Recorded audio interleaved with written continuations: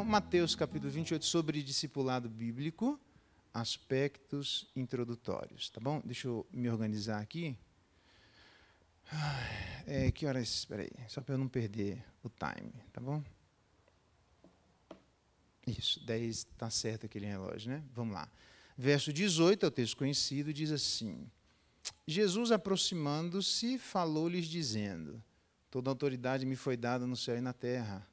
Ide, portanto, façam discípulos de todas as nações, batizando-os em nome do Pai, do Filho e do Espírito Santo, ensinando-os a guardar todas as coisas que vos tenho ordenado.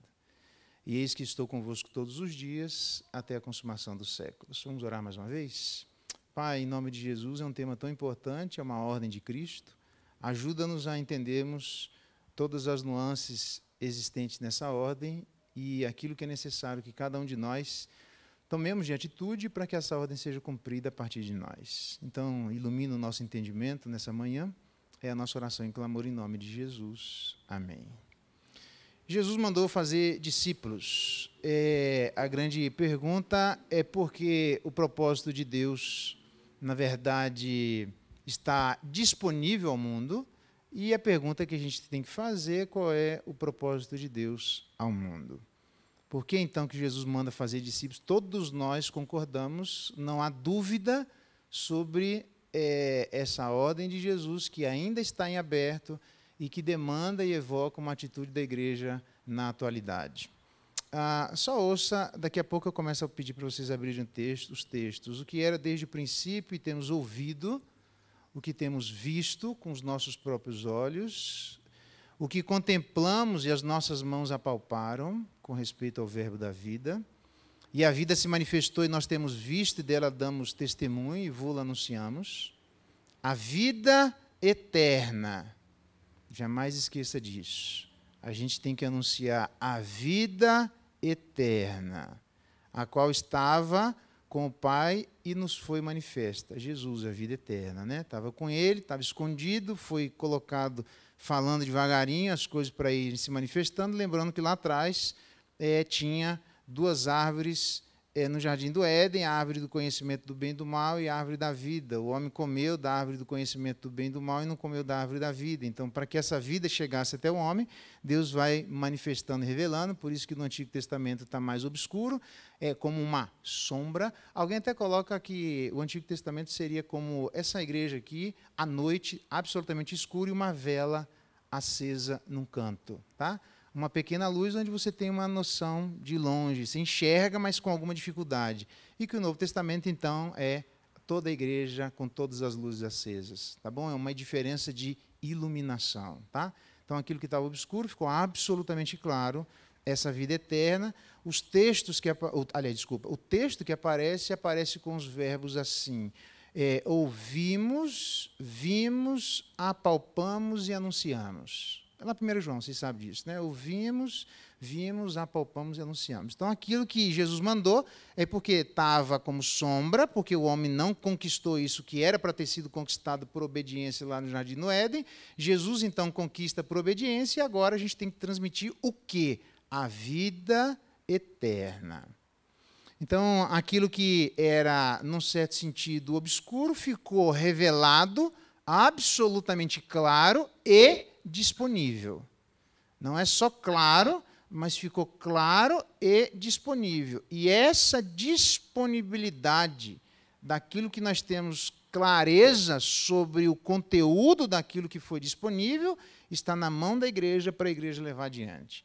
Então, o papel da igreja é fazer discípulos levando a vida eterna.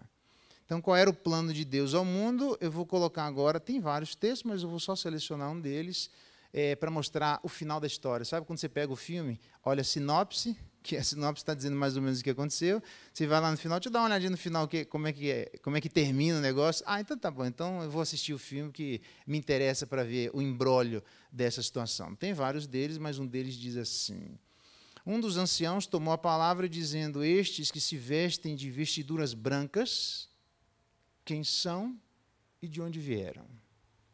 Respondi-lhe: meu senhor, tu sabes. Ele então me disse: são estes que vêm da grande tribulação.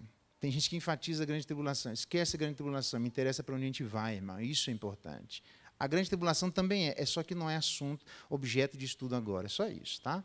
Então, a grande tribulação, lavaram suas vestiduras, isso. As alvejaram no sangue do Cordeiro, isso. Razão porque se acham diante do trono de Deus, a gente estudou isso lá em Hebreus 5, e o serve de dia e de noite no seu santuário. Aquele que se assenta no trono, a gente viu isso, o sacerdote, tanto quanto o rei, baseado lá em Zacarias, né? Estenderá sobre eles o seu tabernáculo. Jamais terão fome no último dia, graças a essa transmissão da igreja de pessoas que agora têm acesso àquilo que estava obscuro, mas foram tendo acesso por fé, agora está claro, continuam tendo acesso por fé, porque a disponibilidade sempre teve. Por exemplo, aquela... a cobra lá que eles levantaram, esqueci o nome agora. Mas como é que é o nome do que levantaram lá? Como é que é o nome? É estátua. Esqueci o nome aqui, né? Um negócio, uma serpente, era uma estátua, né? A estátua estava levantada lá. Então, por exemplo, lá no Antigo Testamento está absolutamente claro, apontando para frente. Jonas, preso, está apontando para frente. É o que está escrito no Antigo Testamento, que estava escrito, era sombra, tudo isso apontando para a vida de Jesus Cristo. Por isso que a Bíblia diz que a lei serve como um aio. Aio significa um fio condutor que leva até Jesus Cristo. E quem é Jesus? É esse que é o sangue do Cordeiro. E por que o sangue do Cordeiro foi derramado? Porque nós pisamos na bola. Jamais tire de perspectiva de dizer às pessoas que nós erramos. Nós matamos alguém. Não dá para fazer discipulado se isso não ficar absolutamente claro. É essa a mensagem da igreja, que no último dia, no final da história, se concretiza pessoas que lavaram as suas vestes, as suas vestiduras, vestem vestiduras brancas. É lindo, né? Tá, o cara, todo mundo de terninho branco. Mas de onde vem? Alguém morreu, velho, para a gente ficar branquinho nessa história. E o discipulado tem que deixar isso claro. Que alguém morreu porque nós pisamos na bola. E aí ele diz assim, então, o cordeiro que se assenta se encontra no meio do trono, os apacentará e os guiará para as fontes da vida e lhes enxugará do olho toda lágrima no último dia. Hoje a gente tem as vestiduras brancas, mas lembra que tudo aquilo que Deus fez por nós, Ele aplicou e conquistou na cruz do Calvário, Ele conquistou na cruz do Calvário e agora aplica em 2 etapas. Todas as heresias afirmam que é em uma etapa só. Se fosse numa etapa, a gente não podia morrer. A ansiedade que Deus disse que colocaria para trazer o sustento para casa não poderia ter. Quem de nós aqui não fica ansioso para poder trazer o sustento? E assim por diante. É fácil perceber que ainda existem problemas do pecado que se manifestam nos dias atuais. Mas, no último dia, 1 Coríntios 15, ele voltará, juntará a nós mesmos, dará um banho de imortalidade, a presença do pecado será extirpada de nós, coisa que ainda não é na atualidade, e aí nós experimentaremos uma nova realidade diante de Deus. Até lá, o poder do pecado foi tirado, coisas foram conquistadas, então o que Jesus Cristo fez foi substancialmente aplicado sobre nós. Por isso que o processo de santidade ainda continua com muita dificuldade na nossa vida. Então, nesse texto aparece Cristo crucificado, Cristo ressurreto, Cristo governando e um povo purificado reunido em torno desse Cristo glorificado. O discipulado tem que falar disso. Se o discipulado não falar disso, é qualquer coisa menos discipulado. Porque Jesus diz que é para a gente fazer discípulos ensinando a guardar o que Ele disse. E eu vou dizer o que ele disse. Está escrito, é só ler.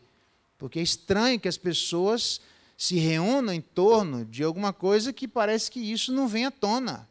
É estranho que nós, como igreja, nos reunamos sem que estas coisas sejam a base da vida da igreja, porque é isto a base da nossa existência. Só existimos porque nós pisamos na bola, estávamos distantes de Deus, alguém morreu para resolver o nosso problema, a morte foi, na ressurreição, aplicada de maneira substancial, e nós agora trabalhamos para que o aspecto de santidade se manifeste a cada vez mais, para no último dia a presença do pecado ser extirpada de nós. E até lá, nós vamos falando disso para outras pessoas, porque Deus está reunindo um povo. A gente chama de raça eleita. Quem são, não tenho a menor ideia. Só sei que são eleitos. E aí, como eu não tenho ideia, eu prego o evangelho para todo mundo, com a expectativa de que esta raça eleita seja chamada por Deus. As mãos da igreja são mãos redentivas.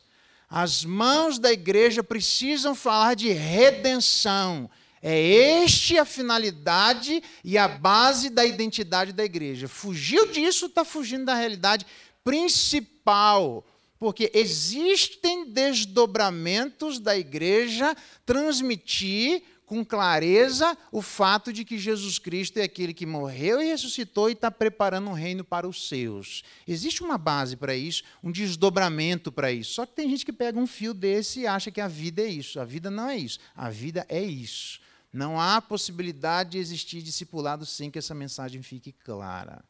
Vamos ver onde é que está escrito isso. Sabe por quê? Olha, abra lá, Efésios 2.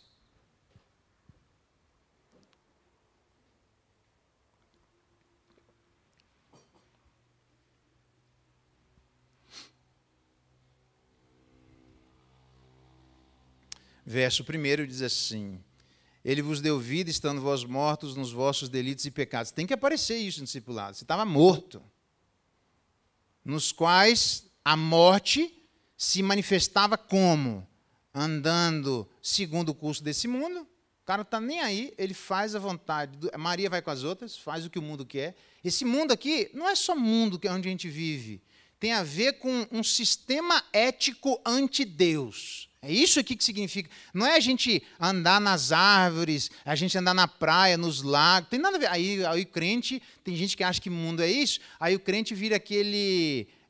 como é que eram os monastérios, os monges que se isolavam, vira aquela religião isolacionista, onde você não pode viver nesse mundo porque as pessoas entendem que mundo é isso. O mundo não tem nada a ver com isso. O mundo que está aparecendo aqui significa um sistema ético anti-Deus. Tudo aquilo que é Deus eu sou contra. Então a igreja andava, a igreja não, quando nós não éramos igreja, mortos, a morte se manifestava com os nossos pensamentos e ações contra Deus. É assim que a gente percebe que alguém está morto. Ou, depois que alguém está vivo, se a pessoa ainda manifesta pensamentos e ações na sua vida ante Deus, significa que existem áreas que ainda estão mortas e precisam ser colocadas debaixo da ação de Jesus Cristo. Então, mundo é isso. Segundo, isso tem que aparecer no discipulado. Tem alguma coisa neutra nisso aqui? Tem nada neutro, irmão. Nós estamos aqui numa guerra do tamanho do dia inteiro. Segundo o príncipe da potestade do ar, que é o coisa ruim, que a Bíblia chama de Satanás. O nome do coisa ruim é Satanás. É assim que aparece na Bíblia. Que não aparece em Jó, mas estou nem aí, né? Nem vou entrar agora no mérito. Satanás, esse é o nome. Tá? Então, do espírito que agora atua nos filhos da desobediência. Então, essa galera que seguia a vontade do mundo, agora também segue a vontade do coisa ruim. Veja que o coisa ruim já foi expulso da presença de Deus, porque é ruim, porque não fez aquilo que devia. Aliás, só tem um texto que diz qual era o problema do coisa ruim, Satanás. A Bíblia diz que a gente não deve eleger novos na fé, como líderes na igreja. Ele chama, qual é o outro nome que aparece lá? Esqueci agora. Neófitos, obrigado. Neófitos. Os neófitos, né, os novos na fé, para que, como líderes da igreja, para que eles não se ensoberbeçam e caiam na tentação do diabo. Então, é o único texto na Bíblia que mostra que, provavelmente, o problema de Satanás diante de Deus foi soberba. Então, o que é o espírito atuando nos filhos da desobediência? É uma possessão demoníaca? Pode ser. Mas, para muito além da possessão demoníaca, chama-se soberba do coração. Uma pessoa soberba é aquela que não ouve absolutamente ninguém.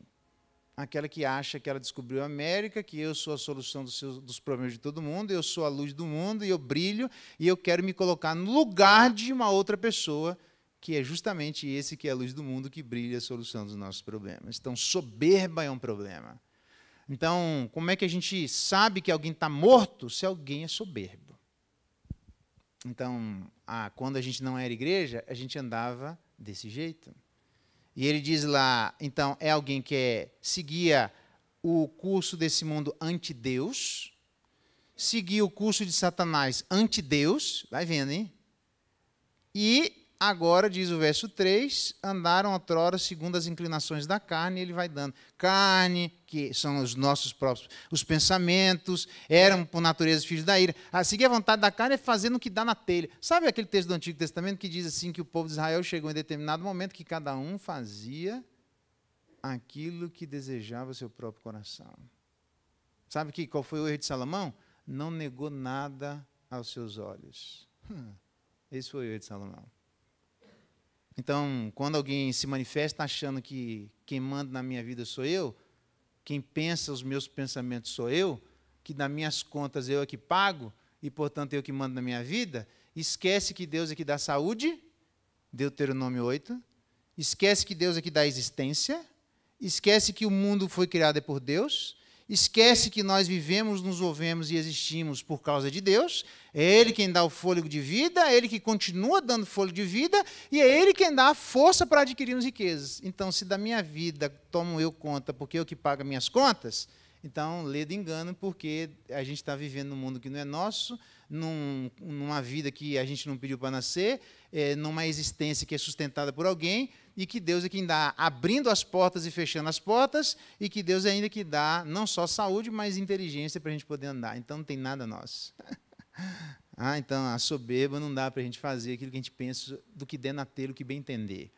Então, veja que uma pessoa morta é alguém, Maria vai com as outras, é alguém, Maria vai com outro, e é alguém, Maria vai consigo mesmo.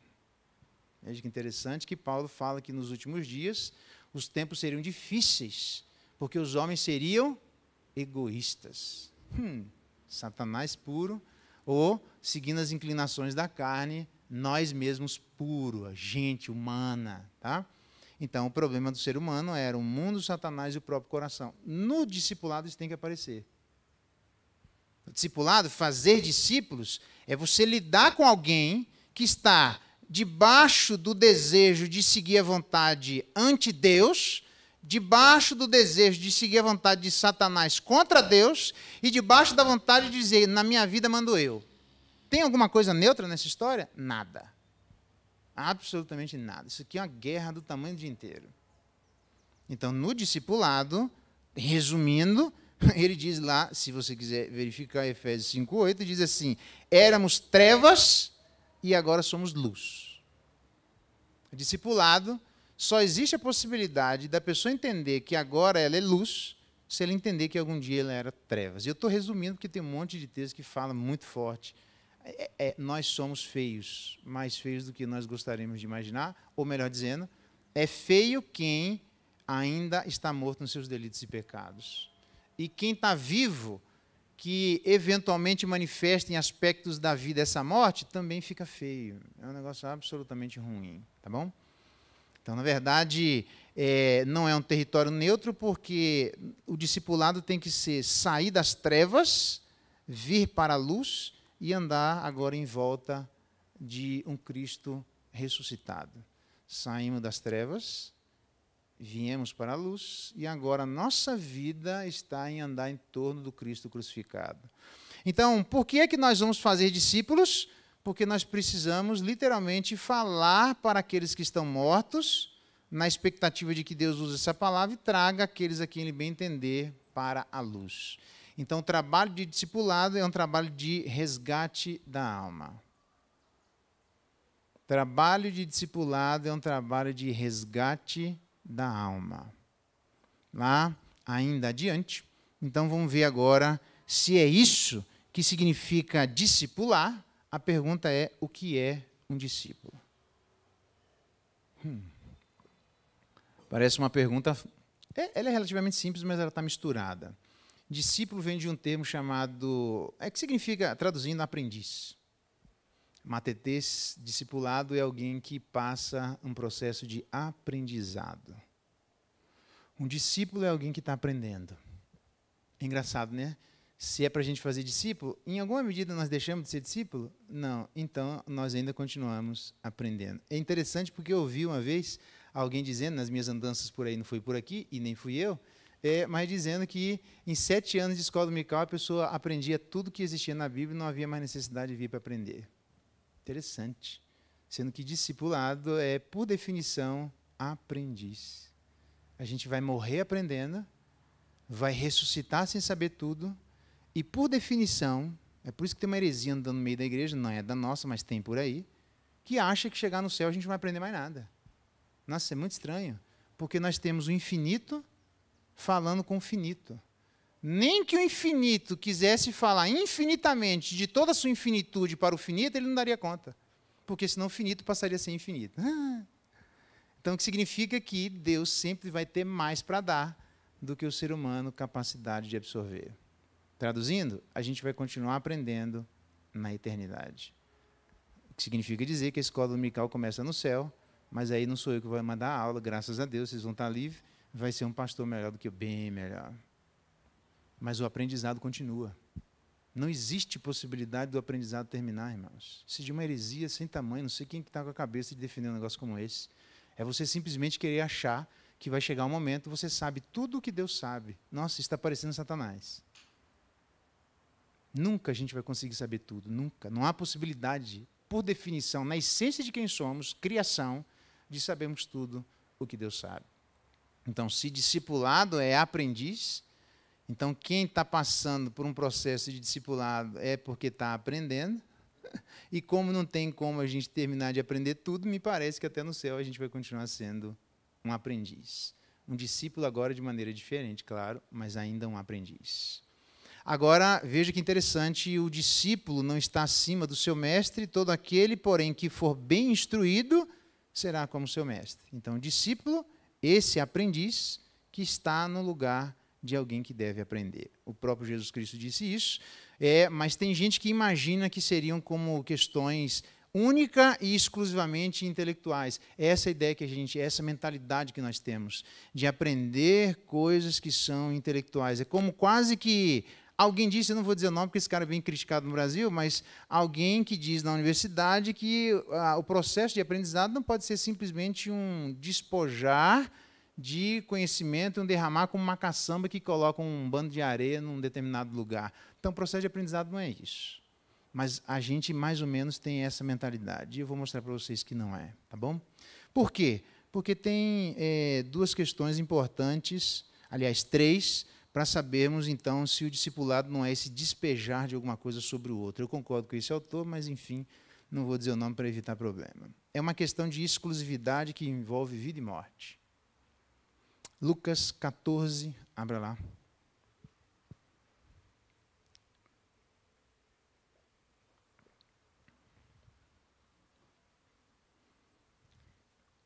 Então, o plano de Deus é reunir um povo daquilo que estava obscuro. O discípulo, então, nessa definição, é mais nesse processo de aprendizagem, é alguém que ele diz assim, olha que interessante, capítulo 14, verso 33. Eu falei verso 3, né? É verso 33. Assim, se eu errar na menção do texto, você me avisa que eu fui escrevendo em casa, às vezes eu posso ter errado ali na hora de registrar, tá? Assim, portanto, todo aquele que dentre vós, olha só, não renuncia a tudo quanto tem, não pode ser meu discípulo. Interessante, né? Então, parece que o que ele está dizendo é que ser aprendiz ou discípulo de Jesus, por definição, exige abnegação total. É interessante que eu tenho visto, já há muito tempo isso, né? Os discursos de, eu abracei Jesus Cristo. Mas e na sua vida prega? Não, passou, não tem nada a me arrepender, eu continuo do mesmo jeito, eu sou a mesma pessoa. Bom, se você é a mesma pessoa, continua do mesmo jeito, tem uma coisa errada. Porque para começar com Jesus Cristo, não pode começar do mesmo jeito. Tem que ter uma abnegação total, deixar para trás todas as lealdades e compromissos atuais. Eu dou um exemplo para vocês simples disso. Eu tenho dito algumas vezes sobre esse exemplo, que é muito claro. A filha de Herodias estava rebolando na frente de Pilatos, e a Herodias diz, Herodes falou assim, Herodes, na verdade, né? Ele falou, pede a metade do meu reino que eu te darei. E aí a mãe dela falou assim, vai lá e pede a cabeça de João Batista, porque João Batista estava pregando lá, dizendo, te arrepende, você está em pecado com essa mulher aí, que você está deitando com a mulher do seu irmão aqui, isso está errado. Nossa, essa guria estava invocada com João Batista, falou, eu vou matar João Batista. E como ele falou isso, ele estava numa festa, diz o texto que ele ficou triste por causa dos dignatários e das pessoas de autoridade que se encontravam com ele na festa. Então, o problema dele é que ele não conseguiu dar um passo em relação a Jesus Cristo, de aprendizado, porque ele não queria abrir mão das suas lealdades e compromissos atuais. Significa que eu tenho que jogar tudo fora? Não, significa que você vai ter que rever tudo. Não tem possibilidade nenhuma. É engraçado que as pessoas querem vir sem abrir mão de nada. Não existe cristianismo que não vá pedir para que eu abra mão em algum tempo, em alguma medida de alguma coisa. Qual tempo e o que coisa, em qual medida, eu não sei. Mas em algum tempo, em alguma medida, em alguma coisa, Deus vai pedir que a gente abra mão. E de cara, para começar, ele diz, abnegação total. Reveja tudo aquilo que você está fazendo na sua vida. De relacionamentos, de compromissos, de coisas que você assumiu publicamente, de pessoas que você está entrelaçado publicamente, ou de pessoas que você está entrelaçada secretamente. Reveja tudo. Não, mas não quero, então não dá para começar. Porque quem não renunciar tudo quanto tem, não pode ser meu discípulo. Então, é engraçado que as pessoas falam para ser discípulo de Jesus Cristo daquilo que ganharam, mas não falam daquilo que ele exige que a gente deva perder. Porque antes de ganhar, a gente tem que perder. Então, se é discípulo de Jesus Cristo, eu quero ouvir, você perdeu o quê na sua vida? Nada. Então, esse é o problema. É por isso que vem para a igreja e dá um monte de problema. Porque as pessoas querem manter Jesus Cristo e as antigas lealdades. Não funciona. Em algum momento isso aqui vai estourar, vai dar problema na igreja e o processo de santificação ficar absolutamente deturpado. Na carreira que nos estava proposta, Hebreus capítulo 12, uma carreira proposta, ele está propondo uma caminhada. Na carreira proposta, ele diz assim, que a gente deve abrir mão de todo pecado e de todo peso que continuamente nos assedia. Então, tem determinadas coisas, pessoas, substâncias, aspectos, empregos, lugares, que a gente vai ter que rever tudo isso à luz de Jesus Cristo, e Ele vai dizer para nós, isso fica, isso joga fora, isso fica, isso joga fora, isso fica, isso joga fora. Não gostei. Então, mas Ele é o primeiro, Ele que manda, Ele que vai dizer isso. O quê? Não sei, tem que ter muito cuidado, porque não é para sair jogando fora tudo. É para avaliar tudo. Esse é o ponto. Ninguém quer nem avaliar tudo. Esse que é a dificuldade. Aí você vai num processo de discipulado, isso aqui parece que, não, mexe isso aqui não, porque isso aqui, não. Aí fica aquele negócio lenga-lenga, que você não consegue andar com a pessoa, porque tudo é um problema, tudo é uma dificuldade, e a pessoa se esquece que o próprio Jesus Cristo disse, se não existir abnegação de tudo, o que você pode fazer, e eu também, é dizer, onde é que está escrito que eu tenho que abrir mão disso? Eu sou casado com 5 mulheres e tenho 5 homens. Onde é que está escrito? A Bíblia diz que não pode, é 1 para 1. Ah, então tá. Então eu vou ter que rever isso. Então, isso aqui você pode questionar, você tem direito de questionar. Mas o problema é que tem gente que questiona o inquestionável. É bem interessante. Tem coisas que são absolutamente inquestionáveis. O quê? Bom, tem 1 milhão delas, a gente tem que ir uma por uma colocando sobre a mesa. Não estou pedindo para você jogar nada fora da sua vida, vamos virar, né? Não precisa disso. O que eu estou pedindo é, por obrigação, você e eu precisamos colocar toda a nossa vida em xeque. Todas as nossas relações em xeque. Tudo. Aí tem gente que diz assim, vamos se preocupar com o WhatsApp. Não tinha WhatsApp, irmão. Vamos nos preocupar com a internet. Não tinha internet. E nem por isso as pessoas precisavam desses instrumentos para manifestar a morte que existia dentro de si. Não precisa. Tem gente que faz isso hoje? Faz. E vai ter outros instrumentos na frente? A gente só vai usar os instrumentos que aparecer para manifestar a vida ou morte. Só isso. Tá? Prossigamos. Veja que interessante. Nessa postura de abrir mão de tudo, a gente abrir a mão de tudo à luz de dois símbolos. Primeiro, o batismo, acho que a gente não tem dificuldade em relação a isso. Os fariseus tinham ouvido dizer que Jesus fazia e batizava mais discípulos do que João. Jesus mesmo não batizava ninguém, mas a ideia de que alguém, quando batizava, renegava toda a vida que se encontrava para trás. O batismo era uma declaração pública e oficial de que você renegava as suas eu vou colocar bem claro, as suas raízes pecaminosas. Não é negar suas raízes, mas suas raízes pecaminosas. Gálatas, capítulo 1, abra lá. Vou tentar demonstrar isso para vocês.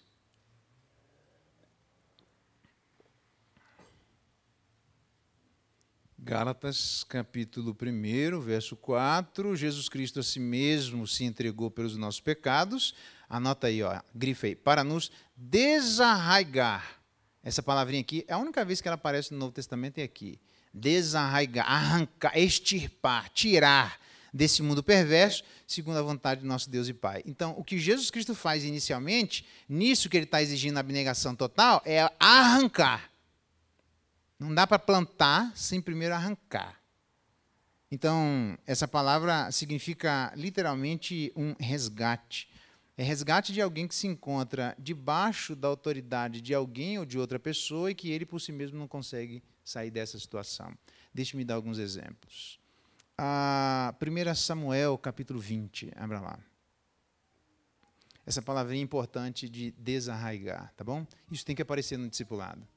Um discipulado que aprende, que é aquele que está aprendendo, ele vai ter que aprender que Deus quer arrancar coisa da vida dele. Não, aí fica aquela briga, Deus querendo arrancar e ele segurando, né? Não, não dá não, bicho. Se a gente for entrar nessa, a gente pode dizer, tem certeza, Senhor, que é para abrir mão disso?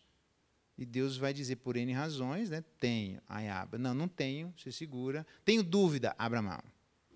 Tudo aquilo que provém de dúvida cai fora, tá? Porque Deus é um Deus de clareza. 1 Samuel capítulo 20, verso 15, só para a gente ilustrar a ideia de desarraigar, ele diz assim, nem tampouco cortarás jamais da minha casa a tua bondade, nem ainda quando o Senhor desarraigar da terra todos os inimigos de Davi. Então, o que é desarraigar da terra os inimigos de Davi? Se entra numa terra que tem 20 pessoas, ele vai arrancar essas pessoas, ou mata ou tira de lá. Das duas, uma, ele vai ter que tirar. Essas pessoas que estão ali não podem mais ficar naquele espaço geográfico. Desarraigar é isso. Então, significa que quando a gente está andando no espaço geográfico do nosso coração espiritual, vai chegar a determinado lugar que tem habitantes que você olha para ele e diz, isso aqui não pode ficar, tem que sair. E a gente fica procurando, cadê a vida abundante? É porque Deus só entra quando a terra está vazia. Se tiver gente lá, ele não entra.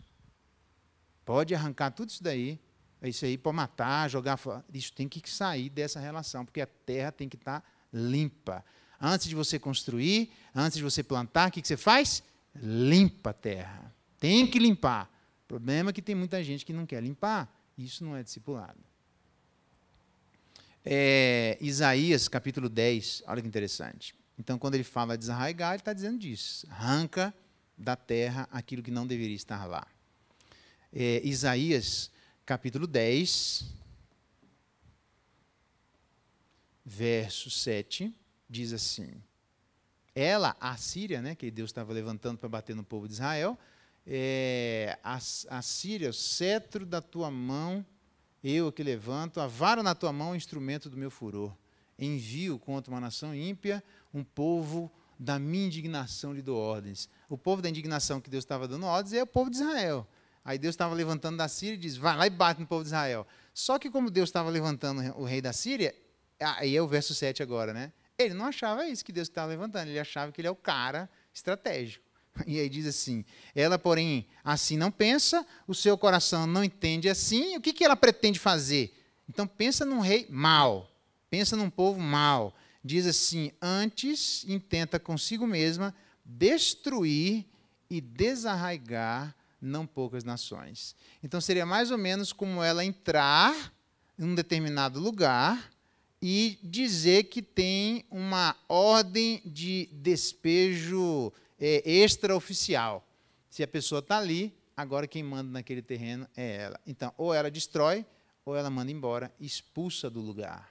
É isso que Deus ia fazer, não me interessa esse assunto agora, né? Mas só para a gente contextualizar, é isso que Deus ia fazer com o povo de Israel, porque ele não estava obedecendo a Deus. Então Deus levantou alguém para dizer, vai lá, destrói, desarraiga esse povo. Tá? O problema é que na Síria, o rei dela, ela diz, não, eu estou mandando, velho. O que eu vou fazer? Ela ficava pensando ao deitar a cabeça do travesseiro, vou acabar com esse povo aí, quanto mais eu juntar terra. Mas para juntar terra, eu tenho que mandar o povo que está habitando na terra embora. Então, uma ordem de despejo contra a vontade das pessoas. Então, o cristianismo é isso. Jesus Cristo veio fazer isso. Quando ele chega, ele arranca, ele manda, ele literalmente extirpa aquilo que existe, ou ele destrói, ou ele arranca da nossa presença. Há muitas pessoas, e a gente tem que prestar atenção nisso, preste bem atenção, que isso não é só na conversão, tá? Mesmo depois da conversão, a gente pode criar laços indevidos. Então, esta é uma preocupação que a gente vai ter que ter o resto da vida. Porque tem determinados laços que Deus diz, isso aqui está atrapalhando a minha relação contigo. Eu primeiro. Não, mas isso aqui, arranca fora. Ainda que sejam coisas que você chega, se atrapalhar a nossa relação com Deus, arranca fora. Porque nada na face da terra deve servir de impeditivo forte o suficiente para atrapalhar a nossa relação com Deus, porque para que essa relação com Deus fosse construída e existisse, alguém teve que morrer. Então, por que vocês estão calcando de novo os pés ao Filho de Deus? Sabe o que é calcar de novo os pés ao Filho de Deus? Dá um chute na cara de Jesus Cristo. Às vezes a igreja dá um chute na cara de Jesus Cristo. Sabe quando você está pendurado num negócio e alguém está segurando você e você fala, me larga? O Salmo 2 diz exatamente isso. Os ímpios, os reis, eles tentam sacudir e livrar-se das amarras de Deus. Na minha vida mando eu. Então, às vezes tem muitos de nós que se enlaça de maneira indevida, estes enlaces indevidos atrapalham a nossa relação com Deus, e à medida que a gente faz isso, a gente está dando um chute na cara de Jesus Cristo. Então, a gente vai ter que chutar alguém. Não tem jeito. Eu espero que não seja Jesus Cristo. Eu espero que nem tenha alguém para chutar. Nem era para ter se enlaçado.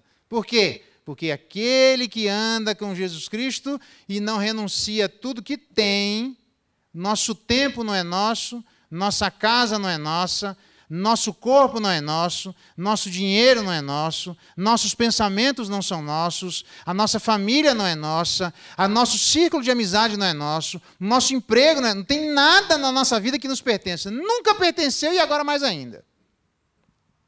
Então Deus está dizendo, vem cá, eu que sou dono, por que você colocou esse negócio aqui? Eu mandei? Não, arranca fora. Ué.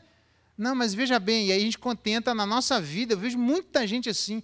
Qual é a maior dificuldade que existe das pessoas andarem numa vida progressivamente cada vez mais para perto de Jesus Cristo? Porque elas têm laços, pesos, coisas que elas não conseguem se livrar e fica tentando fazer uma corrida que é uma verdadeira maratona, levando tudo isso e carregando e arrastando essas coisas. Não consegue, irmãos. Tem que renunciar. Ah, mas e o casamento? Para quem estão casados, continua casado. A Bíblia não manda separar. Mas para quem não está, preste atenção com quem vai casar. Então tem um ditado, que não sou eu nem posso dizer João Geraldo capítulo 3, porque eu aprendi isso de outro lugar, mas ele diz assim, antes de casar, abra bem os olhos. Depois de casar, feche bem os olhos. Combina com João Geraldo capítulo 7, verso 4, né? Está em harmonia, né? Mas assim, não é João Geraldo. Tem gente que antes de casar, fecha os olhos. Não, está tudo certo, mas é pecador. Não, está tudo bem, mas é uma lástima. Não, mas esse mesmo, mas ele erra longe. Não, mas quem que não erra? Mas ele está te puxando para longe, mas todo mundo puxa. E a pessoa fecha os olhos. E aí quando casa, pastor, o senhor não sabe quem que é meu marido e minha mulher. Aí começa. Então você tinha que ter visto isso antes. Ah, mas tem problema? Ah, eu sei que tem, tá, gente? Eu sei que aparecem problemas que estavam escondidos. Então, por isso, é melhor abrir bem os olhos antes de casar. Nada, eu estou falando só do casamento, tem um monte de coisa, tá? Nada pode se interpor na nossa relação pessoal com Deus. Nada. E com o seu povo. Nada. Se alguma coisa atrapalha a sua relação com Deus e com o seu povo, alguma coisa precisa ser revista. Vamos andar. Ele diz lá, Atos, capítulo 7, já que essa palavra arrancar tem um significado literalmente de resgatar. Então, quando Deus está arrancando, sabe quando você tem, por exemplo, Ló, que estava preso, subjugado, e ele não conseguia sair de lá. Aí vai Abraão e vai fazer o que com Ló? Arrancar. Então, mas ele não dá para chegar lá e dizer, Ló, veja bem, você está aqui, deixa eu tirar você daí, porque, sabe, você está ruim aí, não gostei, vamos sair junto? Vamos, aí dá os braços e vamos sair juntos. Então, não funciona assim. Tem gente que está mantendo, tem gente que tem interesse em que Ló fique lá. O melhor exemplo que nós temos disso na Bíblia é Faraó. É um texto interessante quando ele diz assim, tá bom, vai, Faraó conversando com Moisés. Já que você quer levar o povo de Israel, faz o seguinte, vai os homens e deixa as mulheres e as crianças. Não, então tá bom, então faz o seguinte, vai os homens e as mulheres, mas deixa as crianças e os escravos. Não. Então tá bom, vai, você tá de mal. Faraó diz para Moisés, você está de maldade comigo, hein, velho? Veja bem, eu estou sendo bom. Então vamos fazer assim, você pode ir até onde você quiser, só não vá muito longe e volte. Não. E aí Moisés diz assim, aqui não fica nenhuma unha. Só que para que aquilo acontecesse, um monte de gente no Egito morreu. Para que alguém fosse arrancado, alguém teve que morrer. Porque o processo de libertação não acontece sem morte. É raro. E pode acontecer, tá? Mas normalmente é só para a gente entender que alguém vai pagar o pato nessa história.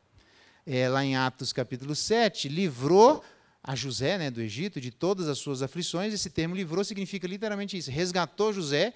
Por que resgatou José? Porque ele teve um problema com a mulher de Potifar. Ele não, diz o texto que ele não dava ouvidos, mas ela queria se deitar com ele. Ele disse claramente para ela, não posso fazer isso, não quero, sai correndo, ela manda uma acusação injusta.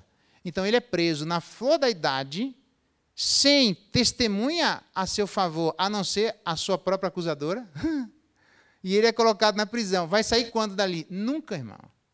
Então, você pensa que José não ficou aflito? Quem é que não fica aflito de ser preso injustamente? E sem possibilidade de mudança, já que aquela mulher provavelmente, só se ela mudasse a opinião. Mas para ela mudar de opinião, veja, ela teria que libertar José e alguma coisa ia acontecer com ela. Você acha que ele ia fazer isso? Deixa o cara lá, mano. Morre. Aí o camarada que estava preso com José, naqueles sonhos, ele interpreta o sonho e diz, olha, quando você estiver diante de Faraó, lembra de mim. E diz o texto que o cara foi e esqueceu de José. Você já foi esquecido por alguém? Então, isso causa aflição. Por isso que o texto está dizendo, livrou José de todas as suas aflições. De ser esquecido por um cara que estava preso junto com ele, e ele abençoou. De ser esquecido pela sua família, que ele não fez nada, e os caras jogaram e diz, agora vai embora, não tinha WhatsApp. Como é que é aquele negócio que tem na Apple? Que é um negocinho que alguém rouba, você vai no localizador, o cara pegou meu celular. Não tinha, o José foi, nunca mais, irmão. Pensa a aflição. A aflição é do tamanho de que tamanho? Quando alguém constrói uma parede hoje em dia, constrói com tijolo de pé, que a gente chama assim, né?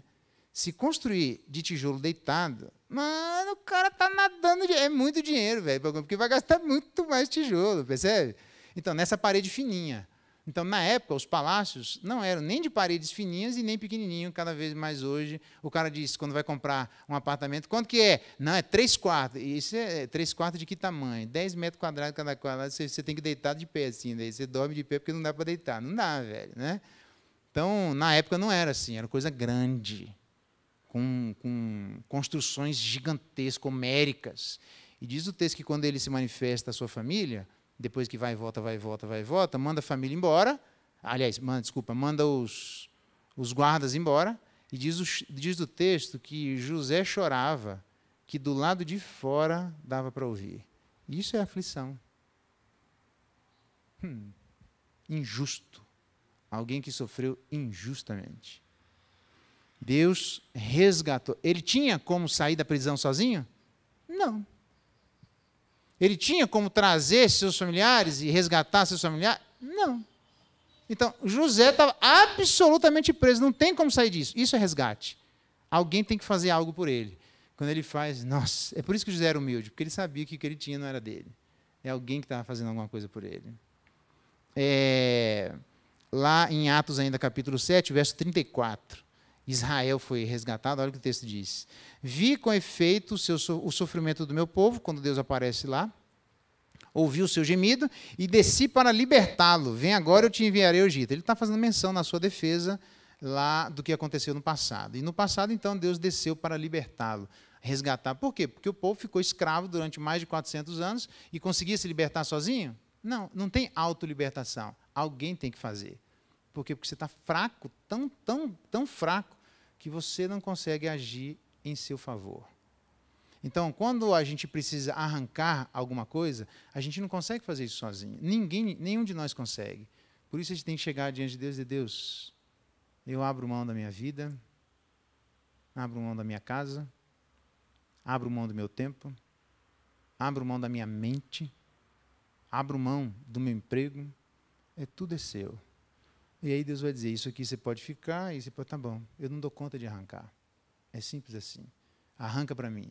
Eu tenho certeza. Quando é que foi a última vez que a gente pediu para Deus arrancar aquilo que não é dele? Seja honesto, irmão. Com esses termos. Deus, em nome de Jesus, arranca da minha vida aquilo que não é teu e que, eventualmente, eu estou tentando segurar. Eu queria convidar você a fazer isso, porque um discípulo não pode ser discípulo de Jesus sem renunciar a tudo quanto tem. É isso que a igreja tem que fazer. Discipulado tem a ver com isso. Mas não só tem a ver com arrancar, mas tem a ver, aliás, Atos capítulo 12, só para dar mais um exemplinho aí de resgate. Verso 11 diz assim, então Pedro, caindo em si, disse, agora sei verdadeiramente que o Senhor enviou o seu anjo e me livrou da mão de Herodes e toda expectativa do povo judaico. Ele estava preso, né? Tinha como ele sair daí? Não, então o cara foi lá, o anjo abriu as portas e tirou ele de lá. E você vai dizer, ninguém morreu. Pois é, mas o guarda que ficasse lá, se alguém fosse liberto sob a guarda do cara, ele pagava com a vida. O negócio lá era quente, mano. Então, para o resgate acontecer, alguém provavelmente vai ter que morrer. O risco de morte é real. Mas não só isso, Mateus capítulo 11, verso 27. O outro símbolo não é só o batismo, para que nós tiremos aquilo que não é nosso, tá bom? Para que haja abnegação total. O outro símbolo é o jugo. O outro símbolo é o jugo. Capítulo 11, verso 27, diz assim de Mateus. Tudo me foi entregue por meu Pai. Tudo. Ninguém conhece o Filho, senão o Pai. Ninguém conhece o Pai, senão o Filho. É um conhecimento mútuo e exclusivo.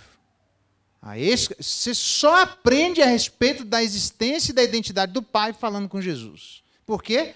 Porque este conhecimento ele tem e aquele a quem o Filho quiser revelar. Veja que quando Jesus Cristo está conversando com os discípulos, ele diz assim, ele diz assim, quem dizem os homens que eu sou? E aí ele diz assim, diz, tu és o Filho, Jesus, o Filho de Deus, Cristo, o Filho de Deus. E aí ele diz assim, muito bem, porque do céu te foi concedida. Então, a verdade, irmão, ela não a verdade, ela é concedida, eu vou parar por aqui, né, mas a verdade é concedida a nós, nesse ponto aqui, tem mais assuntos aqui, mas a verdade é concedida a nós, tá?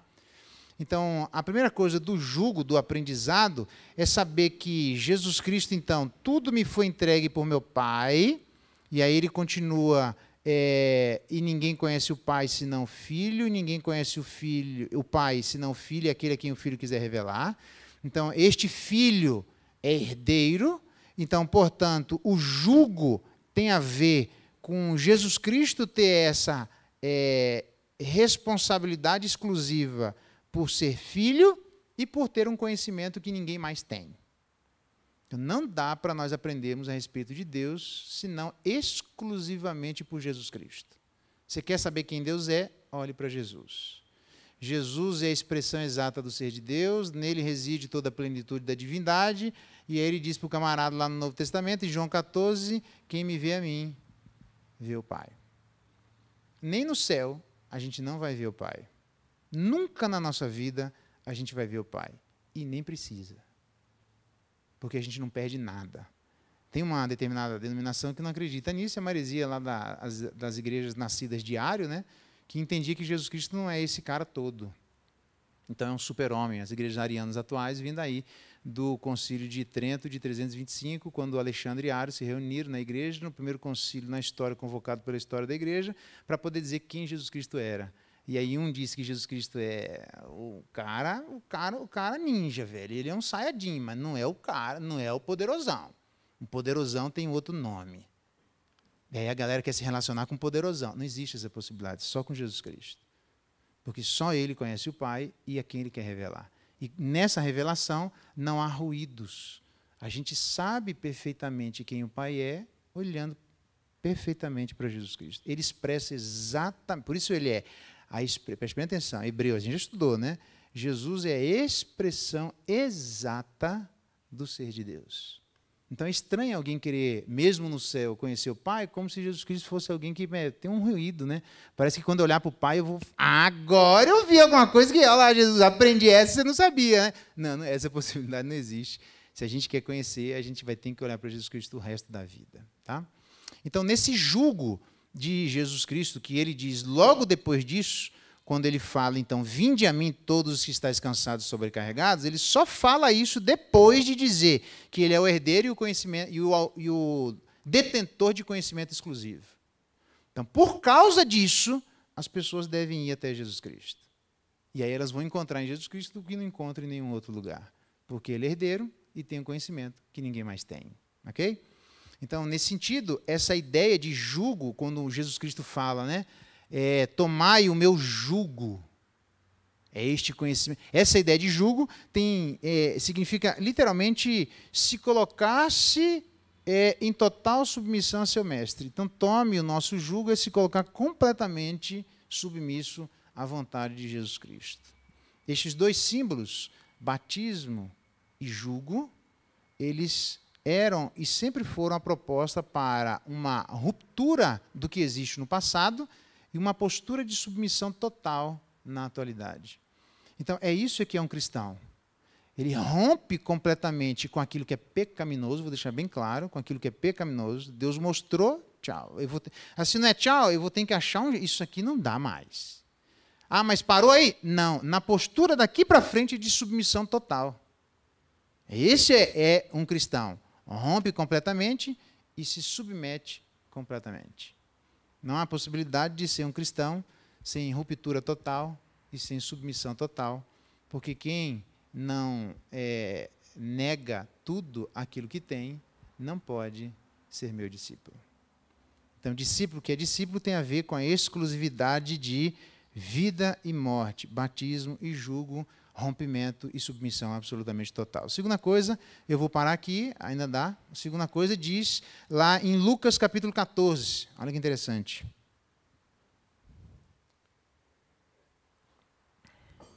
Eita. A gente pode até 11:10, né? 11:15, né? Tem um aspecto mais importante no final, óbvio, né? O argumento do mais simples, mais complicado. Lucas capítulo 14, verso 25, grandes multidões o acompanhavam, e ele, voltando-se, lhes disse: se alguém vem a mim e não aborrece pai, mãe, mulher, filhos, irmãos e irmãs, a sua família, e continua o texto. Esse texto a gente conhece até aqui, mas essa continuidade aqui geralmente a gente não fala, que ele diz assim: e ainda que não aborrece a própria vida, não pode ser meu discípulo. Para ser discípulo de Jesus Cristo, seja lá o que signifique, eu vou ter que aborrecer minha família e eu vou ter que aborrecer a minha própria vida. Alguns falam que aborrece é odiar. Mateus capítulo 10, que é o texto paralelo, nos ajuda a entender. Verso 37, eu quero resumir a história aqui. Né? Mateus 10, 37 é o texto paralelo que diz assim: aquele que ama pai e mãe mais do que a mim, não é digno de mim. Aquele que ama filho ou filho mais do que a mim, não é digno de mim. Interessante, né? Então, a ideia de Lucas de dizer aborrecer pai e mãe é quem ama, qual é a escala de valores que nós temos. Na escala de valores que nós temos, quem é o objeto do nosso amor maior tem que ser Jesus Cristo. Tá aí, minha família, eu já disse isso a eles. Pode perguntar. Ó, Augustus, eu amo você, top de linha, mas eu amo mais Jesus Cristo do que você.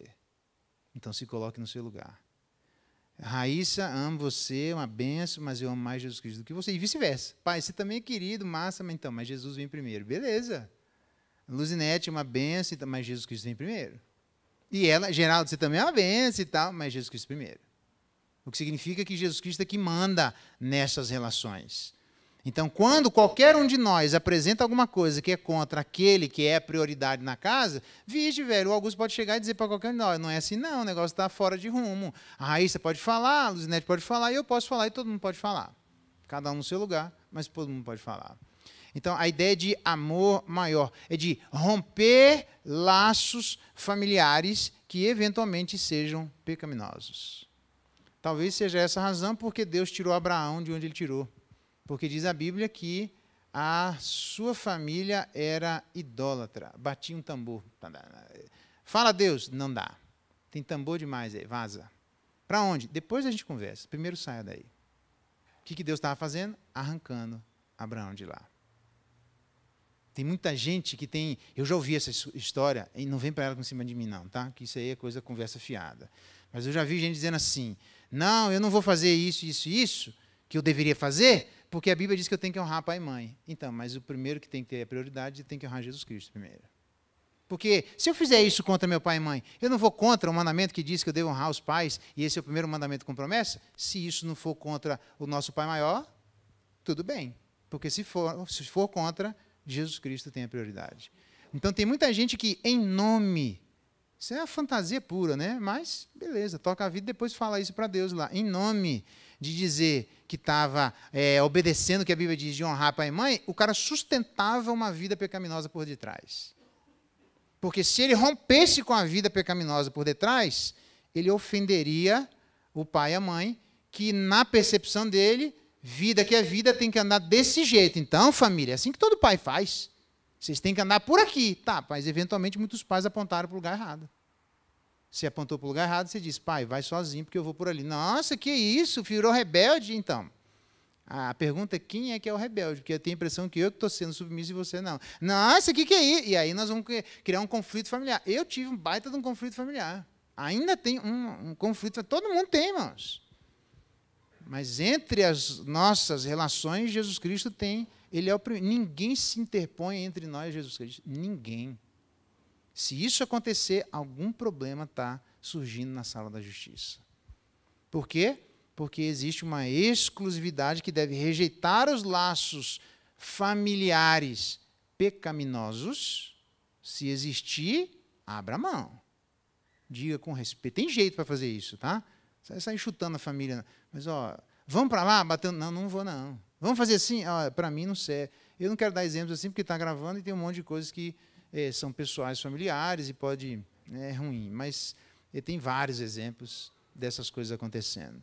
E o segundo deles, ele diz que não aborrece a própria vida. Então, é interessante que as pessoas dizem assim, não, na minha vida, afinal de contas, quem não erra, quem não passou, quem não foi. Você se arrepende de uma coisa? Não, não me arrependo de nada. Toquei a vida. Ué, se você não arrepende de nada, você está mudando para onde? Para nada. Porque arrependimento, basicamente, é uma mudança de rota. Se você não se arrepende do que você fez, você está mudando de rota para onde? Para lugar nenhum, irmão. Que Jesus Cristo, se Ele é amoroso, abençoador, Ele que me aceita, porque Ele aceita nós do jeito que nós somos. Então, isso é um pouco estranho. Porque se está dizendo para rejeitar tudo que tem e aborrecer a vida, onde é que está escrito que Jesus Cristo aceita a gente como a gente é? Se fosse assim, não precisava ter santificação, ficava do jeito que estava. Negativo. Olha, você vem, Abraão, antes de começar, saia desse lugar. Elias estava na caverna, antes de começar, saia da caverna. E todo mundo, para conversar com Deus, tem que sair do lugar onde está. Não tem... Adão e Eva estão escondidos lá. E ele diz, vem cá, por que vocês estão escondidos? Saia do lugar que vocês estão, é tete a tete comigo, é na luz, irmão. Não, veja bem, estou com vergonha. Quem te fez saber que você estava com vergonha? Que estava nu. De onde você aprendeu isso? Aprendeu errado. Pois é, eu falei para você não fazer. Então, na luz a coisa conversa, muda. É por isso que 1 João diz que aquele que diz que está na luz e anda nas trevas não conhece a Deus, porque Deus anda na luz. É luz. É claro, por isso que aqui eu posso falar, sou contra a maçonaria. Se você é maçom, repense se você quer ser membro dessa igreja. Porque até a nossa igreja institucional diz que não pode ser. Mas mesmo que ela não dissesse, aqui não entra. É fim de papo. Por quê? Por causa de luz, clareza. Tem que deixar as coisas absolutamente claras. Isso aqui, não, mas veja bem, tem um negócio escondido aqui que não tem. Jesus, Deus é o arquiteto do universo. Então, ele sei, mas esse Deus que é o arquiteto do universo tem nome. E eu não gosto que a gente chame esse Deus de um outro nome que ele não deu autorização para chamar. O nome dele é Jesus Cristo. Chame ele pelo nome. É luz. Começa a inventar moda, velho, que a gente vai ter dificuldade. Ok? Então, nesse sentido, tem que aborrecer a própria vida. Laços pecaminosos pessoais. Para não ir longe, tinha uma pessoa que... tem dessa área, mas eu tenho de outras também, se quiser. Tá? Mas tinha uma pessoa que fazia sexo com alguém, era solteiro, a pessoa solteiro filmou, mandou as fitas de sexo para o conselho da igreja e disse, ou a igreja paga ou ela vai ser exposta. Mano, foi polícia, pensa, ou abre mão de laços pessoais, pecaminosos. Não, mas veja bem, tem que abrir mão, irmão. Era membro da igreja, tá? Veja que interessante, era membro da igreja. Então, beleza, às vezes acontece de a gente se envolver em coisas que a gente não devia. Vai ter que abrir mão. Porque discipulado é aborrecer a própria vida. Então, deixa eu perguntar. O que é que nós temos orado pedindo a Deus que Ele arranque de nós? Em relação aos nossos familiares e em relação à nossa vida pessoal. Então, se a gente não está fazendo isso, a gente não tem o que oferecer para os outros. Porque para ser discípulo de Jesus tem que ter abnegação total. Aborrecendo laços familiares pecaminosos e aborrecendo laços pessoais pecaminosos. Então, eu não sei se as reuniões de oração estão necessariamente nesse tom, mas deveriam. Eu vou terminar aqui, que o último, não é só uma questão de rejeitar laços familiares e pessoais, não é só uma questão de exclusividade de batismo e julgo, que só Jesus Cristo sabe as coisas que nós precisamos saber, mas, por fim, não é só uma questão de rejeição, mas é uma questão de afeição. É por isso que eu queria terminar assim, senão você termina meio pesadão, assim, né? Afeição. Salmo de número... cadê aqui? 91, abra lá. Esse é o último, tá? Salmo de número... é o último ponto, tá? Deixa eu explicar isso aqui.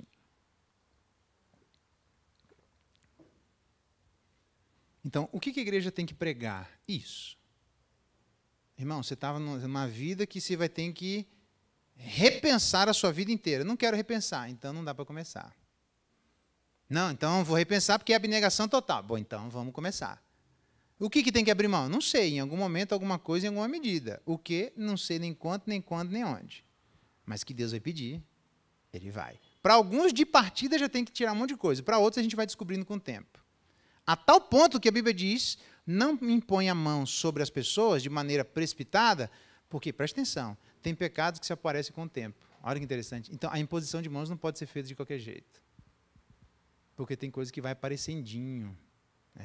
A gente esconde, a gente é mestre, velho, em botar no bolso aquilo que a gente não quer trazer para a luz.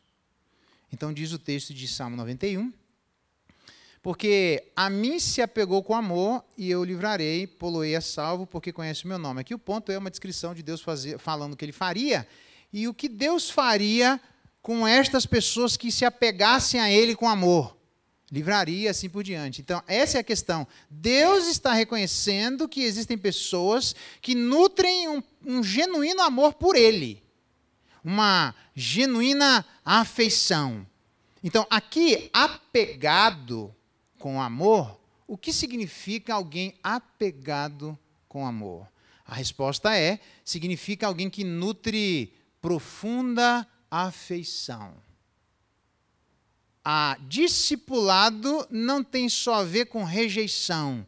Discipulado tem a ver com afeição. Quem e o que nós rejeitamos e quem e o que nós nos afeiçoamos. Mas afeiçoamos em que medida?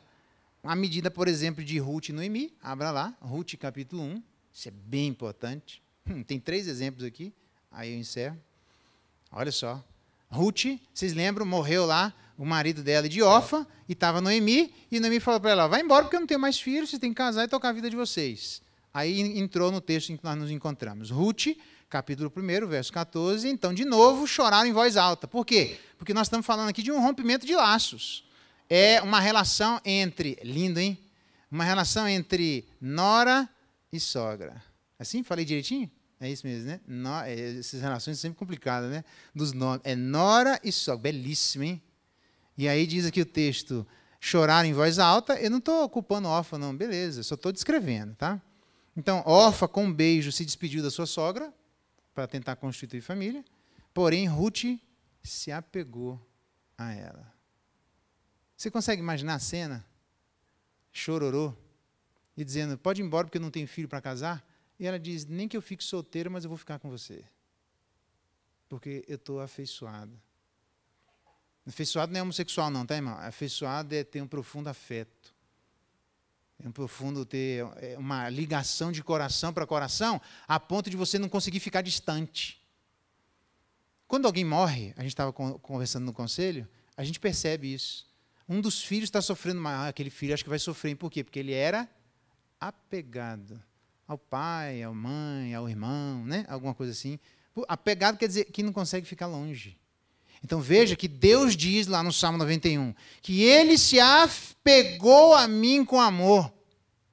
Se apegar a Deus com amor, a gente gosta da libertação, a gente gosta do livramento, da cura, mas se esquece que Deus tem esse objetivo para aqueles que estão apegados a Ele com amor, não conseguem ficar longe. Não consegue se distanciar, paga o prejuízo, ainda que seja para ficar solteiro, como Nora, essa estava falando, Ruth com Noemi, nem que eu tenha que pagar esse preço e não acho ninguém para casar, do seu lado eu não saio. Isso é alguém apegado com... Não me interessam as consequências, me interessa que na atualidade do seu lado eu não redo o pé. Eita, que eu quero ver alguém falar assim com Deus. Eu estou apegado. Ah, tá, mas não pode ir na igreja. Não, mas eu estou apegado a Deus, irmãos. E Deus está dizendo que é o povo dele lá, precisa, não, mas veja bem, aí como é? Não, irmão. Então, quem está casado é outra situação, mas quem não casou, resolve o problema, irmão. Então, a impressão que eu tenho é que tem gente mais apegado a outro, a outra, ou a outros e a outras, do que a Deus. Porque se é apegado a Deus, a gente não consegue sair do lado dele. E quem quiser ficar do nosso lado, para ficar do nosso lado, vai ter que ficar primeiro do lado de Deus. Então, quando vem para cima de mim, mostrando que você tem dificuldade de estar pegado ao povo de Deus por causa de determinados enlaces, é porque seu amor é outro. Não adianta você falar. Sua afeição é outra. Você está pegado em outro lugar. É uma questão de onde estão os nossos afetos. Quer outro exemplo? 2 Reis 18, abra lá. Segundo exemplo. Eu falei que tem 3.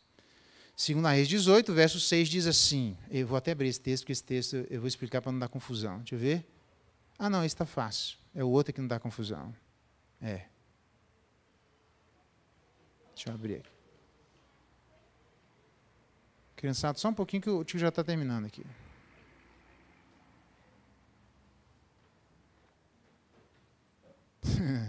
Velho. Capítulo 18... Verso 1 diz assim, achou aí, né? 2 Reis 18, verso 1. No 3º ano de Oséias, filho de Elá, rei de Israel, começa a reinar Ezequias, filho de Acás, rei de Judá. Quantos anos tinha Ezequias? Verso 2, 25 anos de idade. Falei certo? 25 anos de idade. Novo. Minha palavra para os jovens. Novo. Alguém que está reinando debaixo de imensa responsabilidade, novo. Para esse cara pisar na bola, meu amigo, é coisa mais fácil, porque a gente acha que tudo que é coisa de ruim está na juventude. Nem sempre. Isso aí é um argumento que não cabe para mim. E que tudo que está de bom está na velhice. Nem sempre. Na Bíblia não diz isso, não. Olha o que aqui esse cara fez. 25 anos. Com toda, entre aspas, precipitação que pode existir. Agora, nós estamos falando de um rei que tinha uma educação diferenciada. Beleza? Por que eu estou dizendo isso? Uma escolarização diferenciada, mas tinha um coração diferenciado. Por quê? Para isso não bater contra, a gente não eleger pessoas que são neófitas na fé. Neófitas na fé é novo na fé. Como é que uma pessoa vai ser experimentada na fé se ela for nova de idade? É difícil, né? Entendeu? Porque tem que ter tempo para experimentar. É simples assim, tá? Então ele diz assim, ó, e começou a reinar e reinou 29 anos em Jerusalém. Quanto é que dá? 25 mais 29? Sei lá, essa conta aí para vocês aí. Não me interessa essa conta agora. Me interessa o que ele fez nesse tempo. Verso 3. Fez ele o que era reto perante o Senhor, segundo fizeram Davi seu pai. Ó, anota isso, velho. Removeu, verso 4, quebrou, deitou abaixo, fez em pedaço a serpente de bronze que Moisés fizera. Olha só. Aquilo, Moisés, irmãos, se lideranças legítimas levantaram símbolos legítimos, que em obediência a uma ordem direta de Deus. E aquilo abençoou tremendamente o povo no passado, mas se com o tempo isso foi, através da atitude pessoal das pessoas no presente, tido de uma maneira deturpada, joga fora isso. Ah, mas foi Moisés que fez. Não me interessa. Vocês estão fazendo em relação a esse serpente de bronze que Moisés fizera, diz o texto aqui, até aquele dia os filhos de Israel queimavam incenso e lhe chamavam Neustã. Batia tambor, Deus não mandou bater tambor. Queimava incenso, Deus não mandou queimar incenso. O que Deus mandou fazer? Vocês desobedeceram, serpente vai matar todo mundo. Aí, não, mas a gente se arrepende, tira essa serpente, tiro, põe uma serpente de bronze que apontava para Jesus Cristo, olha para essa serpente que você vai ser salvo. Não precisa queimar incenso, não precisa chamar de Neustã, não precisa bater tambor, não precisa fazer nada. Olhe para essa, não olhe, morreu um monte de gente, porque não queria olhar. Aí depois que passou isso, aí os caras pegam aquele símbolo legítimo e se utilizam de maneira ilegítima. Tudo aquilo no meio da igreja que foi levantado de maneira legítima, que tem história, que tem know-how, que aquilo foi uma bênção, que é em obediência à ordem de Deus. Se atualmente as pessoas estiverem usando de maneira inadequada, quebra e joga fora. Esse cara foi homem para fazer isso. Porque não tem essa conversa de dizer, mas foi Moisés que fez. Mas isso aqui já está na história do povo de Israel faz quanto tempo? Mas não tem nhenhenhen, irmão. Fez, o que é que ele fez? Diz o texto aqui, fez em pedaços. Eu fico imaginando a cena de pegar um símbolo forte como esse, que apontava diretamente para ele, e quebrar. Pelo amor de Deus, você está quebrando a serpente. Estou quebrando porque não era para fazer incenso, era para olhar. Vocês olharam quando era para olhar? Não, então essa serpente não serve mais para nada, joga fora. A igreja não fica, irmãos, com símbolos que são usados de maneira ilegítimas, mesmo que eles tenham sido constituídos de maneira legítima. A igreja não fica. Se ficar, alguém não é homem o suficiente para fazer o que esse cara fez. Diz o texto aqui, quer ver como é que foi a decisão de interpretar as posturas dele? Verso 5, confiou no Senhor Deus, de maneira que depois dele não houve semelhante entre todos os reis de Judá, nem depois e nem entre os que foram antes dele. Esse cara foi o que Salomão foi em termos de sabedoria. Ninguém foi sábio como Salomão. Ninguém pisou na bola também como Salomão. Ninguém foi como Ezequias. Aí, depois disso, diz o verso 6. Aí chegou onde eu queria chegar. Porque se apegou ao Senhor. Eita! Sabe quem é que se apega a Deus? Quem tem coragem para remover, para quebrar, para deitar abaixo e para fazer em pedaços símbolos religiosos deturpados. Eu vou repetir. Quem é que se apega a Deus? Quem tem coragem de remover, quebrar, deitar abaixo e fazer em pedaços símbolos religiosos deturpados. Em seguida, diz o texto, porque ele se apegou ao Senhor, aí agora sim, não deixou de segui-lo, guardou os mandamentos de ordem de Moisés. Ele está parecendo Noemi e Ruth. Fica aqui. Não, pode ir embora. Não, você tem que... chora. Não, mas eu no seu pé não é. Ezequias fez assim. Ele se apegou do lado de Deus. O que você está mandando fazer? Faz. Remove. Quebra. Não, mas é sempre que tem história. Quebra, joga fora. Faz em pé. Do seu lado. Por quê? Porque eu estou apegado a ti. Quando a gente não consegue fazer isso, é porque a gente está apegado a outras coisas e não a Ele. Então, discipulado não tem só a ver com rejeição. Discipulado tem a ver com afeição. A pergunta é simples. A quem o nosso coração está apegado afetuosamente. O último exemplo, forte. Esse aqui eu vou abrir, que aqui é chumbo, né? Gênesis capítulo 34. Porque o que aconteceu foi um pecado, né? Mas não me interessa o pecado, tá, gente? Mas eu também não vou esconder que foi um pecado que aconteceu, tá? Mas meu ponto não é esse. Só para a gente entender a força do apegado. Olha o que aconteceu. É o último texto, tá? Então, discipulado tem a ver com isso aqui. Exclusividade dos afetos. Exclusividade dos afetos. Afetos fortemente afetuosos. Não é afetos. É fortemente. Você não consegue nem sair do lado. Nunca, você está grudado. Isso é afeto. E ele diz esse termo aqui que eu estou querendo mostrar para vocês. Gênesis, eu falei Gênesis 33, 34, né? Isso. Vamos ler a partir do verso 1 para a gente entender a história. Diná, filha de Jacó, filha que Lia dera à luz a Jacó, filha de Lia e Jacó, né? Diná, saiu para ver as filhas da terra. Viu a Siquém, filho do heveu Amor, que era príncipe daquela terra. Então nós temos aqui um príncipe olhando para Diná. Não é a mãe de Diná, não, é a filha de Diná. Beleza? Que era príncipe daquela terra e tomando-a, a possuiu e a humilhou. Porque ele fez sexo quando não deveria ter feito. Sua alma de Siquém se apegou a Diná. Aí vendo. Filha de Jacó e amou aquela jovem. Mas ele fez sexo com ela, eu sei do borogodó. Isso aqui vai parecer o problema. E falou-lhe ao coração. Tá vendo, pastor? Podemos fazer e nos apegar. Não, continua lendo a história, não inventa. Então disse Siquém a amor. Ele foi lá, né? O filho falando com o pai. A seu pai. Consegue-me essa jovem para esposa. Quando soube Jacó que Diná, sua filha, fora violada por Siquém, parece novela, né? Novela mexicana, assim, não tem esses rolos. Estavam seus filhos no campo com gado, calou-se até que voltasse. Eu acho bonita essa história de Jacó. Porque foi um baita de um problema, ele viu uma baita de uma dificuldade, uma violação absolutamente clara. O que é que ele fez? Se calou. O que a gente faz? É engraçado que é o contrário. A gente vê um problema, fecha a boca, irmão. Isso aqui está errado, está certo? Está errado. Fecha a boca. Alma, tem tempo para resolver as coisas. Ele fechou a boca e fico imaginando. Agora pensa na cena. Jacó teve a sua filha violada. Aquilo era uma absoluta violação no momento, e que também é agora, mas eu estou dizendo no momento. E aí ele senta até reunir todo mundo e fica imaginando Jacó na cadeira pensando sobre o assunto. E aí, o que eu faço? Mato o cara? Eu fico imaginando quantas coisas que vem na cabeça de Jacó sobre o que fazer com Diná, o que fazer com isso aqui, crio briga com o inimigo. O que eu faço? Um monte de possibilidades. Fecha a boca. Precisa ter tempo para pensar. Tem gente que fala demais. A língua não cabe nem na caçamba da caminhonete, nem que for cabine dupla. Fala menos. Fecha a boca. Irmão. Aí diz o texto aqui. Então disse quem? Verso 4... amou seu pai, consegue-me essa jovem. Quando soube Jacó, ele ficou quieto.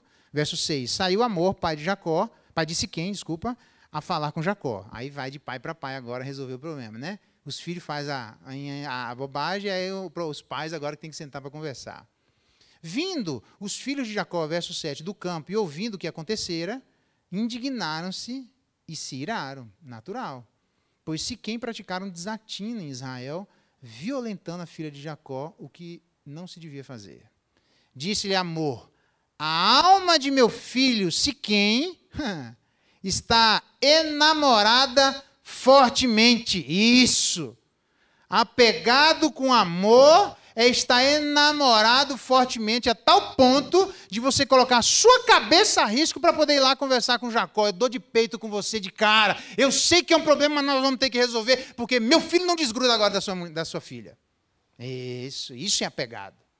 Apegado a Deus é você assumir a bronca que existir para todas as relações que você tiver. Não tem problema. Eu falo com quem for necessário, mas do lado de Deus eu não saio. Por quê? Porque minha alma está enamorada fortemente de Deus.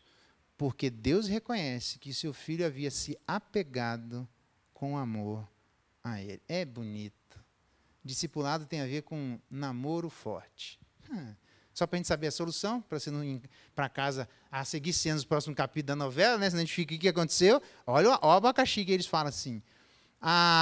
Peço que me dela por esposa, verso 9. Aparentáveis conosco, dai-me vossas filhas e tome nossas filhas. Vamos resolver esse problema aqui? Habitareis conosco, ele era príncipe da terra, né? Habitai, a terra estará a vosso dispor, habitai e negociai nela, e nela tende possessões, porque isso aqui não era fácil não de conseguir, né? Então a prefeitura, na época, sob ele, conseguia concessões lá para ele comprar terreno lá. E o próprio Siquém disse ao pai e aos irmãos de Diná. O cara é homem para assumir na frente do pai do outro lá e dos irmãos que estavam irados e se indignados em relação a ele. Ache eu mercê diante de vós e eu dou para vocês o que vocês mandarem. Eita! Pede o preço que eu pago. Majorai de muito dote de casamento e as dádivas e darei o que me pedirdes. Mas dai-me a joia por esposa. Eu tinha dote. Vamos imaginar, o dote é 1.000. Põe o preço que você quiser que eu estou pagando aqui. Nem que eu tenha, não me interessa. Mas do lado dela eu não quero sair. Aí olha a proposta dos caras. Vamos chegar no final da novela, né? Verso 13, os filhos de Jacó, por causa do que de lhes haver Siquém violado a irmã de Diná, responderam com dolo a Siquém e a seu pai Hamor, e lhe disseram, atenção na negociação, não podemos fazer isso, dar nosso irmão incircunciso. Nossa, velho, o cara podia pegar peixeiro e sair para cima, pensou? Você é incircunciso, mas não quero papo com você. Porque isso seria para nós uma abominação. Sob uma única condição nós permitimos. Porque eles não eram circuncidados. Isso aqui é uma abominação. É só circunciso com circunciso. Fim. Aí diz eles assim, qual é a condição? Que vos torneis como nós, circuncidados, todo macho entre vós. Então vos daremos nossas filhas, tomaremos para nós as vossas, habitaremos convosco e seremos um só povo. O que é circuncisão? Aquela relação que tinha que Deus mandou para demonstrar que quem havia sido circuncidado tinha uma relação pública com Deus. Então, pensa o abacaxi. Mano, se vocês circuncidarem, nós conversamos. Mostrem publicamente que vocês têm uma relação com o nosso Deus do jeito que nós fazemos. Se for assim, eu aceito. Se não for, pega a sua rede e vai embora, que o seu dinheiro eu não quero. Pensou na briga? Ai, não vou fazer. Por quê? Porque eu sou igreja, porque não sei o quê. Cheio de moagem. Não tinha moagem aqui, irmão. É assim ou tchau. Aí o texto diz no verso 17, se porém não nos ouvirdes e não vos circuncidardes, tomaremos a nossa filha e nos retiraremos e vamos embora. Eu penso que isso chegou nesse ponto porque Jacó se calou. Nesse ponto de não chegar a matar um ou outro aqui. Porque aqui já estava no ponto de um matar um. A negociação aqui estava no ponto de um puxar a faca e vamos resolver esse negócio no braço. Então isso não aconteceu de vamos embora, porque certamente os filhos chegaram para Jacó, muitos se indignaram, e o que alguém faz quando está indignado? Pai, vamos acabar com... Como é que os caras fizeram isso, pelo amor de Deus? E Jacó ouvindo, diz, não, a gente faz isso? Mas se não der, se eles não aceitarem, você acha que eles propuseram isso não pensando na possível rejeição? Se eles não aceitarem, nós vamos para cima. Fica quieto. Se não aceitar, a gente vira as costas e vai embora. Ué, mas e aí? Ficamos no prejuízo? Ficamos. Jacó consegue fazer isso porque ele fecha a boca na hora de um baita de um problema que absolutamente era um problema. Tem gente que não consegue porque quando identifica um problema, fala o que não deve. Aí na hora de conversar com as pessoas, se perde completamente. Aí eles foram embora e aí verso 18. Tais palavras, veja que interessante, agradaram a Hamor e a Siquém, e não tardou, não ficou enrolando, encebando. Tudo bem, eu vou circuncidar. Quando? Depois da colheita. Quando? Mas a colheita agora foi pouco, é depois do boi. Mas quando? O boi agora comeu pouco na colheita, precisa de leite. Quando? Quando eu vier numa guerra, lá quando eu vou... Não tarda. Por quê? Diz o verso 19, amava a filha de Jacó e era o mais honrado de toda a casa de seu pai. Então, quem ama a Deus, quem está apegado a Deus, enamorado fortemente a Deus, toma posturas imediatas, não tarda para tomar postura. Uma das maneiras que a gente identifica que não está ligado afetuosamente a Deus é a demora em fazer e demonstrar este amor por Deus. Vamos fazer? Não espera amanhã. E agora? Não, está chovendo, pastor. Não, outro dia. Aí está chovendo outro dia. Nossa, que ofensa, por que está me apressando? E aí fica, bicho, você está afetuado aqui então? De quem que você tem afeto? Deixa eu entender. Onde é que está teu coração? Porque se teu coração estiver em Deus, quem namorou sabe disso antes de casar, estou dizendo. Não é que se dependesse da gente, sempre a gente casava antes do que a gente marcava na data. A gente marca para frente porque a gente não pode marcar antes.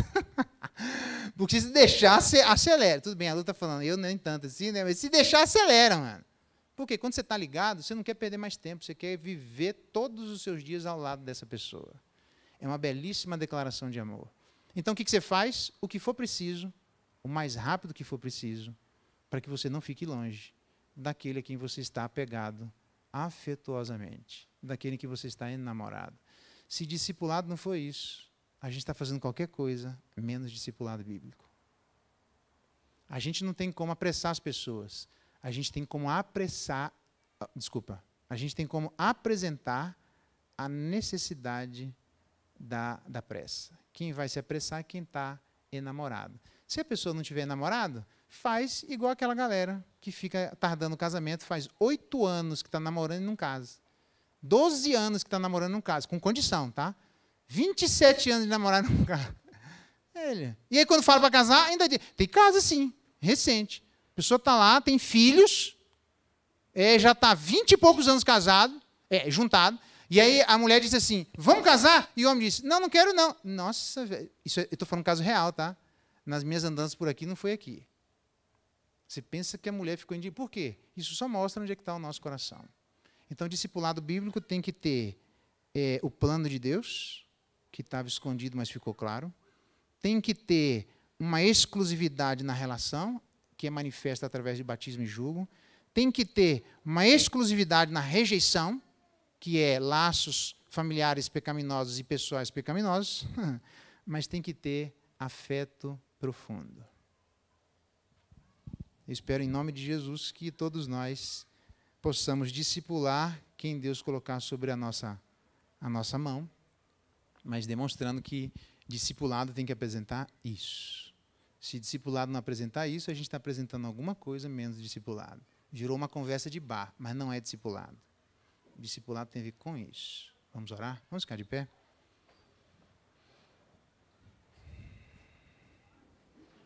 Deus, em nome de Jesus, nós agradecemos a Tua palavra. Obrigado, obrigado, Pai, por aprendermos que aquilo que estava em sombra ficou absolutamente claro em Jesus, e Apocalipse mostra como será o último dia. Totalmente grandioso. Não haverá mais dor, nem pranto, nem choro. As primeiras coisas passaram e o Senhor enxugará do olho toda lágrima. Que belíssima história nossa, de alguém que não merecia, de alguém que pecamos, de alguém que fomos contra o Senhor, e o Senhor sai do seu lugar, morre por causa do nosso erro. Nós estávamos mortos, fazendo o nosso desejo, o desejo do mundo e o desejo de Satanás, mas menos o seu. O Senhor Jesus nos ensinou, seja feita a tua vontade e não a nossa. Obrigado por nos resgatar. Nós não tínhamos força para isso. Nós estávamos subjugados. Mas o Senhor arrancou. E agora o Senhor pede rejeição absoluta, a abnegação absoluta daquilo que eventualmente for pecaminoso na nossa vida. Mesmo que seja a própria família e mesmo que sejam coisas pessoais. Precisamos rever tudo da nossa vida. Ajuda-nos a aprendermos a necessidade de fazermos isso individualmente, para ensinarmos os outros que querem ser discípulos, aprendizes de Jesus. Eles vão aprender conosco que estamos aprendendo. Mas aprendendo, não só rejeitando, mas ligados fortemente com o coração apegado a Ti. Um apego amoroso. Um apego como Noemi, como Ruth tinha com Noemi. Um apego como Ezequias, mesmo novo, jovem, ele tinha apego a Ti, absolutamente apegado. Um apego que Siquém tinha por Diná. E foi capaz de encarar Jacó. Foi capaz de encarar seu próprio pai. Foi capaz de encarar os irmãos de Diná, os filhos de Jacó. E aquilo que eles exigiram, rapidamente ele providenciou e achou o preço fácil de ser resolvido, porque ele estava apegado e enamorado fortemente de Diná. Senhor, tem misericórdia de nós, porque o que o Senhor coloca sobre a mesa nessa manhã para cada um de nós são as nossas afeições. Onde e quem são objetos dos nossos afetos. E nós, em nome de Jesus, queremos que os nossos afetos estejam devotados exclusivamente a Jesus. o Senhor e Consumador da fé, o Alfa e o Ômega, aquele, ó Deus, que livrou cada um de nós da morte e que nos livrou da ira vindoura, e que intercede continuamente agora que Ele está governando por cada um de nós. Muito obrigado, porque Ele demonstrou que é o verdadeiro amor, para nos livrar da morte e do inferno. Ele fez isso no tempo certo, e nós precisamos demonstrar esse afeto, esse enamorar fortemente do nosso coração imediatamente. Foi assim que os discípulos de Jesus fizeram. Jesus chamou, eles largaram a rede e foram. Dá-nos graça para que, como discípulos, aprendamos a largar as redes que Jesus mandou que a gente largasse. Ser conosco que nos ajuda a aprendermos mais sobre discipulado na nossa vida, para aprendermos a discipular outros. Faz dessa igreja uma igreja discipuladora, porque essa é uma ordem de Jesus. É a nossa oração em nome de Jesus. Amém.